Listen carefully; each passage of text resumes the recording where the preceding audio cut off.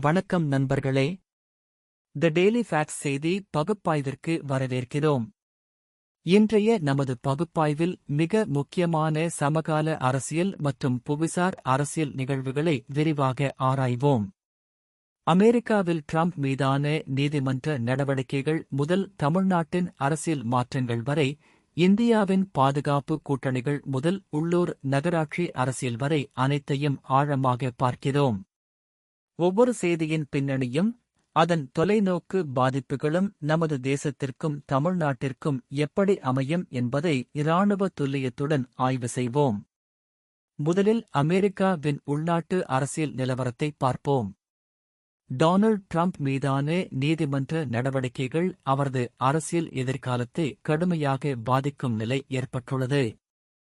Federal மற்றும் state நீதிமன்றங்களில் பல்வேறு வழக்குகள் நிலுவையில் உள்ள நிலையில், இது ரிப்பப்ளிக்கன் கட்சியின் 2024 தேர்தல் மூலோபாயத்தை முழுமையாக மாற்றி அமைக்கும் சக்தி வாய்ந்தது. ட்ரம்ப்-இன் அரசியல் பிடிப்பு குறையும் பட்சத்தில் அமெரிக்காவின் சைனா மற்றும் ரஷ்யா கொள்கைகளில் கணிசமான மாற்றம் ஏற்படலாம். இது இந்தியாவின் குவாட் கூட்டணி மற்றும் இண்டோ பசிபிக் மூலோபாயத்திற்கு நேரடி தாக்கத்தை ஏற்படுத்தும். அமெரிக்காவின் உள்நாட்டு அரசியல் குழப்பங்கள் சர்வதேச அரங்கில் அதன் தலைமைத்துவத்தை பலவீனப்படுத்தும் பட்சத்தில், இந்தியா தனது சுதந்திர வெளியுறவு கொள்கையை மேலும் வலுப்படுத்த வேண்டிய அவசியம் உள்ளது. அடுத்ததாக, தமிழ்நாட்டின் அரசியல் சூழலில் டிஎம்கே அரசின் கடைசி கட்ட சவால்களை பார்க்கிறோம். நேரு மற்றும் உதயநிதி ஸ்டாலின் போன்ற முக்கிய தலைவர்களின் நிலைப்பாடுகள் கட்சிக்குள் புதிய சமன்பாட்டை உருவாக்கி வருகின்றன. தேர்தல் நெருங்கும் நேரத்தில் டிஎம்கே கூட்டணியின் உள்ளார்ந்த பிரச்சினைகள் வெளிப்படத் தொடங்கியுள்ளன. காங்கிரஸ் உடனான உறவுகளில் ஏற்பட்டுள்ள விரிசல்கள், விசிகே மற்றும் லெஃப்ட் கட்சிகளுடனான கருத்து வேறுபாடுகள் ஆகியவை 2026 தேர்தலுக்கான டிஎம்கே-இன் மூலோபாயத்தை கடுமையாக பாதிக்கும். மத்திய அரசுடனான உறவுகளில் சீஃப் மினிஸ்டர் ஸ்டாலின் தேர்ந்தெடுத்த ஆக்ரோஷமான அணுகுமுறை மாநில நலன்களுக்கு உகந்ததா என்பதை கேள்விக்குரியது. ஏனிஈடி, ஜிஎஸ்டி விகிதங்கள் மற்றும் மத்திய திட்டங்களில் மாநிலத்திற்கு கிடைக்கும் பங்கு குறித்த பிரச்சினைகளில் சமநிலையான அணுகுமுறை தேவை. ஏடிஎம்கே-இல் எடப்பாடி பழனிசாமி மற்றும் பிஜேபி-இன் அண்ணாமலை இணைந்து உருவாக்கும் புதிய அரசியல் சமன்பாடு கவனத்திற்குரியது. ஏடிஎம்கே 2.0 என்ற புதிய அணுகுமுறை கட்சியின் பாரம்பரிய அடிப்படையிலிருந்து மாறுபட்ட தோற்றத்தை வெளிக்காட்டுகிறது. ஜெயலலிதாவின் அரசியல் மரபுகளை தக்க வைத்துக் கொள்ளும் அதே வேளையில், மோடி அரசின் கொள்கைகளுடன் ஒத்துப்போகும் நிலைப்பாடுகளை எடுப்பதில் எடப்பாடி பழனிசாமி-வின் சமநிலை முக்கியமானது. பிஜேபி உடனான கூட்டணி தொடர்பான முடிவுகள் தமிழ்நாட்டின் அரசியல் எதிர்காலத்தை நிர்ணயிக்கும். அண்ணாமலை-வின் தீவிர ஹிந்துத்துவ நிலைப்பாடுகள் தமிழ்நாட்டின் மதச்சார்பற்ற அரசியல் கலாச்சாரத்துடன் எந்த அளவு பொருந்தும் என்பதை காலம்தான் சொல்ல வேண்டும்.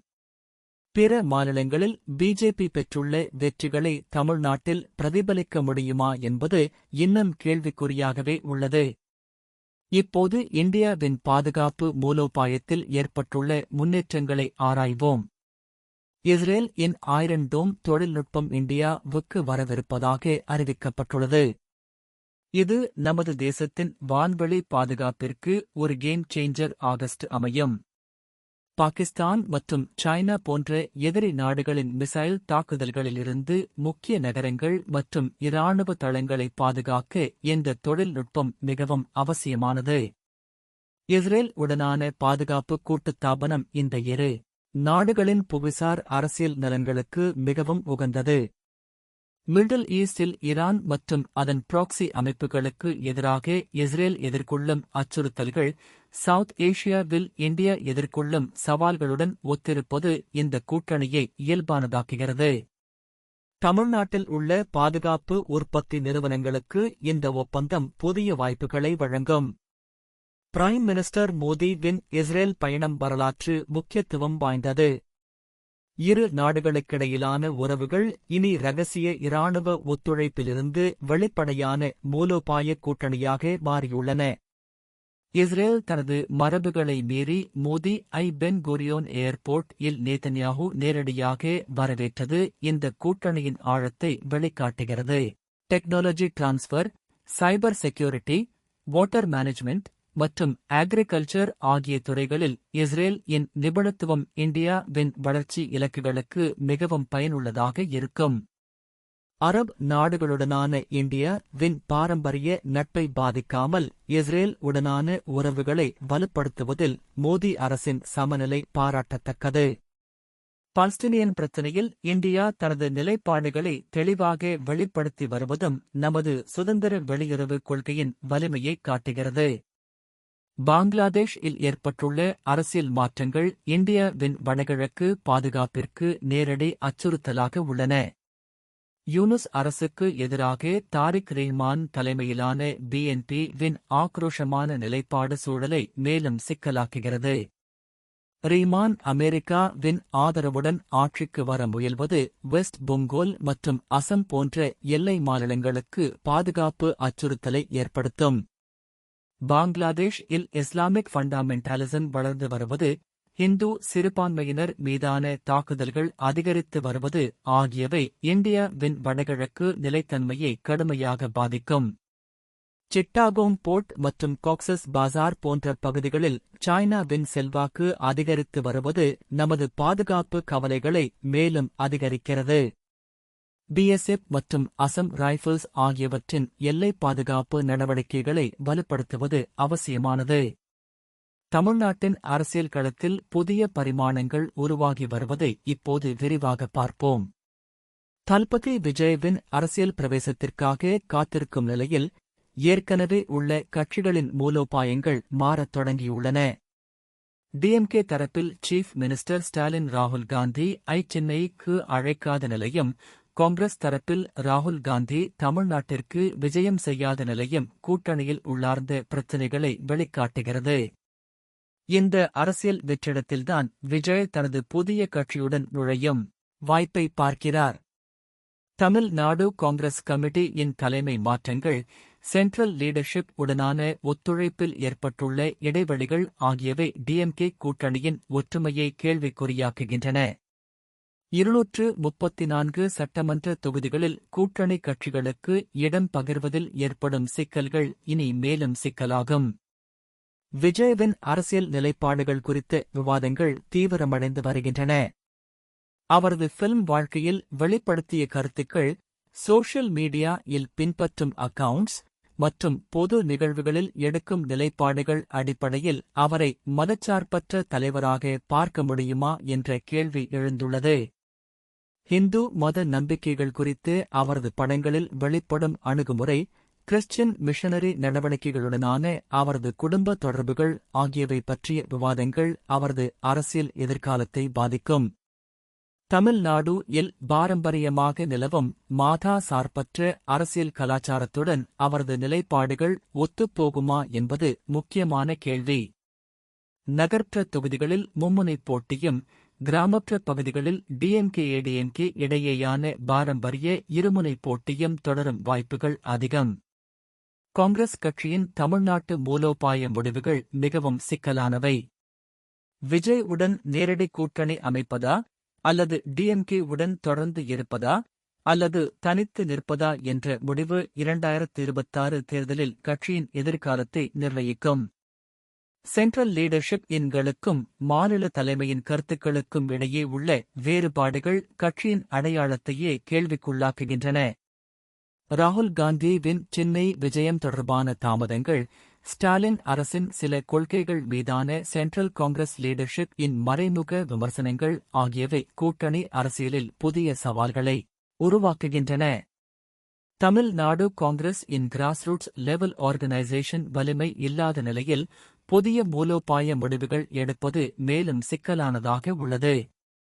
கடைசியாக உள்ளூராட்சி அளவிலான அரசியல் நிகழ்வுகளை பார்க்கிறோம், ஏனெனில் இவைதான் கிராஸ்ரூட்ஸ் டெமோக்ரசி இன் உண்மையான நிலவரத்தை வெளிக்காட்டுகின்றன. ஈரோடு மாவட்டத்தில் நடந்த நிகழ்வுகள் மிகவும் கவனத்திற்குரியவை.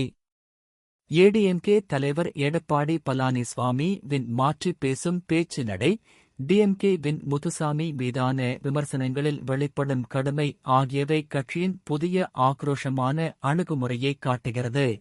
கோங்கு ரீஜன்-இல் ஏடிஎம்கே-வின் பாரம்பரிய வலிமை இன்னும் நீடித்து வருவது, டிஎம்கே அரசின் கொள்கைகள் மீதான லோக்கல் லெவல் டிசாட்டிஸ்பாக்சன் அதிகரித்து வருவது ஆகியவை 2026 தேர்தலுக்கான முக்கியமான முத்துசாமி-வின் கான்ட்ரோவர்ஷியல் ஸ்டேட்மெண்ட்ஸ் மற்றும் காஸ்ட் பேஸ்ட் அரசியல் நிலைப்பாடுகள் டிஎம்கே கூட்டணிக்குள் பிளவுகளை உருவாக்கி வருகின்றன. வெஸ்டர்ன் தமிழ்நாடு-இல் பிசினஸ் கம்யூனிட்டி மற்றும் ஃபார்மிங் கம்யூனிட்டி இடையேயான எகனாமிக் இன்ட்ரெஸ்ட் கான்ஃப்ளிக்ட் டிஎம்கே அரசின் கொள்கைகளுடன் ஒத்துப்போகவில்லை. சொத்து வரி குறைப்பு தொடர்பான ஈரோடு முனிசிபல் கார்ப்பரேஷன்-இல் நடந்த நிகழ்வுகள் லோக்கல் கவர்னன்ஸ்-இல் உள்ள பிரச்சினைகளை வெளிக்காட்டுகின்றன.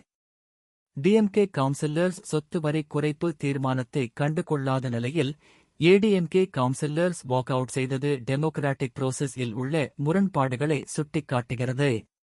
ஸ்டேட் கவர்மெண்ட் இன் ரெவென்யூ கலெக்ஷன் டார்கெட்ஸ் மற்றும் லோக்கல் பாடிஸ் இன் ஃபைனான்ஷியல் ஆட்டோனாமி இடையேயான கான்ஃப்ளிக்ட் ஆர்டினரி சிட்டிசன்ஸ்-களை பாதிக்கிறது. Property tax, water charges, trade license fees போன்ற லோக்கல் டாக்ஸஸ் மீதான மக்களின் அதிருப்தி டிஎம்கே அரசுக்கு பாலிட்டிக்கலி காஸ்ட்லி ஆகஸ்ட் மாறும் வாய்ப்புள்ளது. முனிசிபல் அட்மினிஸ்ட்ரேஷன்-இல் பார்ட்டி பாலிடிக்ஸ் இன் எக்ஸசிவ் இன்டர்ஃபெரன்ஸ் சிவிக் சர்வீசஸ் குவாலிட்டி-ஐ பாதிக்கிறது. ஏடிஎம்கே கூட்டணி லோக்கல் இஷ்யூஸ்-களை எஃபெக்டிவ்லி தூக்கிப்பிடித்து பாலிட்டிக்கல் அட்வான்டேஜ் பெற முயல்வது தமிழ்நாட்டு அரசியலில் பொதுவான நிகழ்வு. நல்லாக்கண்ணுக்கு தமிழ்நாடு கவர்மெண்ட் வழங்கிய மரியாதை செரமோனியல் இம்பார்ட்டன்ஸ் கொண்டது என்றாலும் அதன் பொலிட்டிக்கல் அண்டர்டோன்ஸ்-ஐ புறக்கணிக்க முடியாது. 72 துப்பாக்கி சலாமி என்பது கான்ஸ்டிடியூஷனல் போஸ்ட்களுக்கு வழங்கப்படும் ஆனர்ஸ்-ஐ விட அதிகமானது. இது சம்பிரதாய மீறலாக பார்க்கப்படலாம். டிஎம்கே அரசின் சிம்பலிசம் மற்றும் செரமனிகளுக்கு அளிக்கும் முக்கியத்துவம் சப்ஸ்டன்டிவ் கவர்னன்ஸ் இஷ்யூஸ்-களிலிருந்து கவனத்தை திசை திருப்பும் வியூமாக விமர்சிக்கப்படுகிறது. ஆப்போசிஷன் பார்ட்டிஸ் இந்த நிகழ்வுகளை கவர்மெண்ட் பிரையாரிட்டிஸ் மீதான குவெஸ்டன்ஸ் எழுப்ப பயன்படுத்துகின்றன. பப்ளிக் மணி இன் அப்ரோப்ரியேட் யூட்டிலைசேஷன், புரோட்டோகால் வயலேஷன்ஸ் மற்றும் மிஸ்பிளேஸ்ட் பிரையாரிட்டிஸ் போன்ற இஷ்யூஸ் பாலிட்டிக்கலி சென்சிட்டிவ் ஆகும் வாய்ப்புள்ளன. தமிழ்நாடு-இல் பர்சனாலிட்டி கல்ட் பாலிடிக்ஸ்-இன் தொடர்ச்சியாக இவ்வகையான நிகழ்வுகளை பார்க்க வேண்டுமா அல்லது டெவலப்மெண்ட் ஓரியன்டட் கவர்னன்ஸ்க்கு முக்கியத்துவம் கொடுக்க வேண்டுமா என்பது வோட்டர்ஸ் முன் உள்ள கேள்வி. இன்றைய பகுப்பாய்வில் நாம் பார்த்த முக்கிய விஷயங்களை சுருக்கமாக பார்த்தால், சர்வதேச அளவில் அமெரிக்காவின் உள்நாட்டு அரசியல் நிலையற்ற தன்மையும், இந்தியாவின் இஸ்ரேல் உடனான வலுவான கூட்டணியும், பங்களாதேஷ்-இல் வளர்ந்து வரும் பாதுகாப்பு அச்சுறுத்தல்களும் நமது தேசத்தின் மூலோபாய சிந்தனையில் புதிய பரிமாணங்களை உருவாக்கியுள்ளன. தமிழ்நாட்டு அரசியலில் விஜய்வின் எதிர்பார்க்கப்படும் பிரவேசம், டிஎம்கே காங்கிரஸ் கூட்டணியில் உள்ள விரிசல்கள், ஏடிஎம்கே-இன் புத்துயிர் பெறும் முயற்சிகள் ஆகியவை 2026 தேர்தலை மிகவும் சுவாரஸ்யமானதாக்கும். ஈரோடு போன்ற பகுதிகளில் லோக்கல் கவர்னன்ஸ் இஷ்யூஸ் வெளிப்படுவது மக்களுக்கும் அரசியல் தலைமைகளுக்கும் இடையிலான தொடர்பில் உள்ள பிரச்சினைகளை சுட்டிக்காட்டுகிறது. இவை அனைத்தும் நமது டெமோக்ராட்டிக் இன்ஸ்டிடியூஷன்ஸ் இன் ஸ்ட்ரென்த் மற்றும் வீக்னஸ்களையும் வெளிக்காட்டுகின்றன. தொடர்ந்து தி டெய்லி ஃபேக்ட்ஸ்-ஐ ஃபாலோ செய்து, சப்ஸ்கிரைப் செய்து உங்கள் ஆதரவை வழங்கவும். இது தி டெய்லி ஃபேக்ட்ஸ். தொடர்ந்து கவனியுங்கள், முன்னேறுங்கள்.